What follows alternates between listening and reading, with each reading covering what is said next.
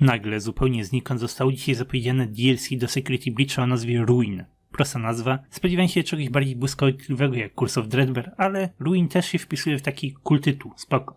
Dużo osób czekało na Chouda, ale to był mem, to była nazwa zastępcza. Samo Security Breach nazywało się wcześniej w plikach Quarters, więc taka sama sytuacja. Chouda nie jest żadną normalną, sensowną nazwą do gry. Swoją drogą, przepraszam za miesiąc nieaktywności z filmami, postaram się poprawić na czerwiec.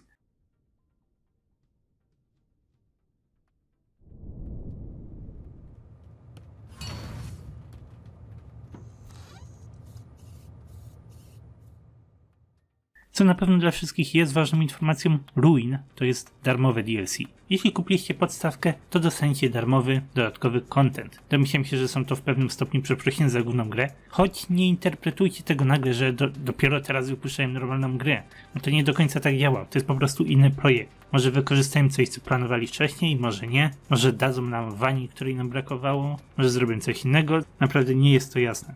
Z teasera, który teraz dostaliśmy, dowiadujemy się, że najwyraźniej będziemy poruszali się nową postacią, dziewczynką, że Pizzaplex jest zrujnowany i że Grzesiek jest uwięziony w środku. Takie 3 proste informacje. Nie ma tutaj jeszcze żadnych konkretów, ale wydaje mi się, że historia będzie kontynuowała zakończenie z Burntrapem. Zakładam, że zniszczyliśmy ten podziemny FPS, miejsce się zawaliło, a wraz z tym miejscem cały Pizzaplex.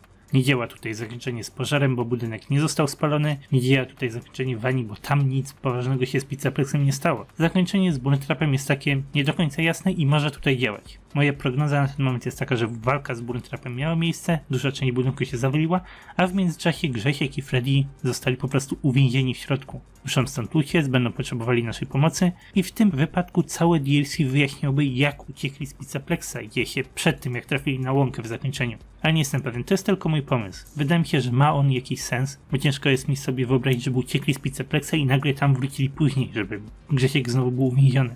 Choć jestem pewny, że boi się tutaj wiele różnych teorii na temat Grzegorza Robota. Może bot powrócił do swojego domu. Może to jest drugi Grzegorz, bo w końcu wiele robotów może być takich samych. Może coś innego. Ostatnio wyszło takie potwierdzenie, że drugi pacjent z płyt w Security Breach to kobieta, bo nie było żadnych pronounów w angielskiej wersji, ale napisy na inne języki bezpośrednio mówią, że to jest ona. Dla mnie jest to dodatkowy argument do teorii, że to są po prostu dwie Vanessy, ale sporo osób przyjęło teorię, że pacjent 46 to jest nowa postać, której jeszcze nie znamy. Dziewczynka, dziecko. Ta teoria za bardzo mi się nie podoba, ale gdyby była poprawna, to jest nasz pacjent. Zupełnie tego nie widzę mimo wszystko. Spodziewam się następnego losowego dziecka, w najlepszym przypadku siostry Grzesia, ale raczej po prostu randomowe dziecko. Chciałbym i chyba większość fanów serii chciałaby, żeby to DLC skupiło się bardziej na fabule. Prosty, ale ciekawy gameplay, skondensowana historia, w końcu żeby Wani miała jakąś rolę, no i po prostu więcej wyjaśnień. Łatanie dziur, które pozostawiła po sobie główna gra.